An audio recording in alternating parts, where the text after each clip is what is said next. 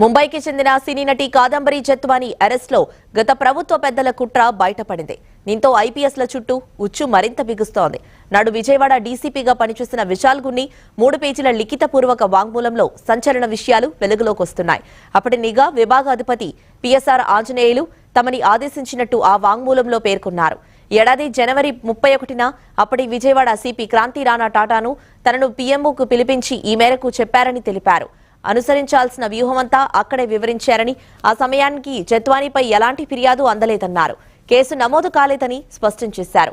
2 రోజుల తర్వాత అంటే ఫిబ్రవరి 2న కుక్కల విద్యాసాగర్ ఫిర్యాదుతో ఇబ్రహీంపట్నం పోలీస్ స్టేషన్లో జత్వానీ ఆమె కుటుంబ సభ్యులపై కేసు పెట్టామని, అప్పటి విజయవాడ డీసీపీ ఈ అక్రమ కేసు వ్యవహారంలో సస్పెండ్ అయిన ఐపీఎస్ అధికారి విశాల్ గున్ని లిఖితపూర్వక వాంగ్మూలం ఇచ్చారు.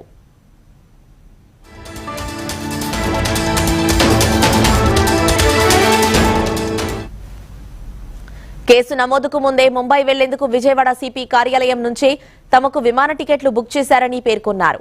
జత్వానీపై కేసు నమోదుకు ముందు జరిగిన పరిణామాలు, దానికి సంబంధించిన వ్యూహరచన, ఆదేశాలు, అమలు తదితర అంశాలన్నీ పూసగుచ్చినట్లు వివరిస్తూ 3 పేజీల లిఖితపూర్వక వాంగ్మూలాన్ని విశాల్ గున్ని పోలీసు ఉన్నతాధికారులకు అందజేశారు.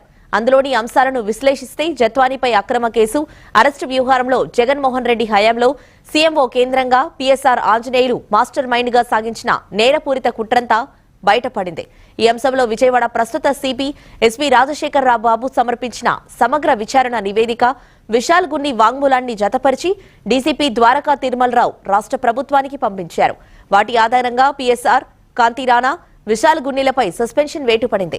గున్ని వాంగ్మూలమే ఈ మొత్తం ఎపిసోడ్లో కీలకంగా మారింది.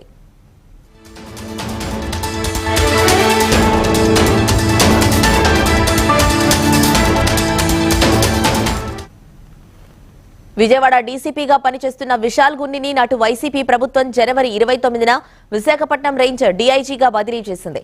వెంటనే ఆయన విజయవాడ నుంచి రిలీవ్ అయి విశాఖలో బాధ్యతలు చేపట్టాలి. కానీ ఆయన 13 రోజుల తర్వాత అంటే ఫిబ్రవరి 12న ఛార్జ్ తీసుకున్నారు. బదిలీ ఉత్తర్వులు వెలువడిన 1-2 రోజుల్లోనే విజయవాడ డీసీపీ పోస్ట్ నుంచి రిలీవ్ అవుదామనుకున్నానని, సరిగ్గా ఆ సమయంలో పిఎస్ఆర్ ఆంజనేయులు సీఎంఓకు పిలిపించి జత్వానీ కేసు అప్పగించారని పేర్కొన్నారు. ఆ అసైన్మెంట్ పూర్తి చేస్తేనే రిలీవ్ చేస్తామంటూ తనపై తీవ్ర ఒత్తిడి తెచ్చారని గున్ని తన వాంగ్మూలంలో పేర్కొన్నట్లు తెలిసింది. ఓవైపు పిఎస్ఆర్ ఆదేశాలు, మరోవైపు అప్పటికే రేంజ్ డీఐజీగా పోస్టింగ్ ఇచ్చి ఉండడంతో గున్ని వారి ఒత్తిళ్లకు తలొగ్గి పరిధులు దాటి వ్యవహరించినట్లు విచారణలో గుర్తించారు. జత్వానీపై కేసు నమోదు, అరెస్టు, దర్యాప్తు ప్రక్రియ కొలికి వచ్చాకే ఆయన్ను విజయవాడ నుంచి రిలీవ్ చేసినట్లు తేల్చారు. ఈ కేసులోని ప్రతి అంశాన్ని పిఎస్ఆర్ స్వయంగా పర్యవేక్షించారని, ఆయనే ఆదేశాలిచ్చేవారని గున్ని వాంగ్మూలంలో పేర్కొన్నట్లు తెలిసింది.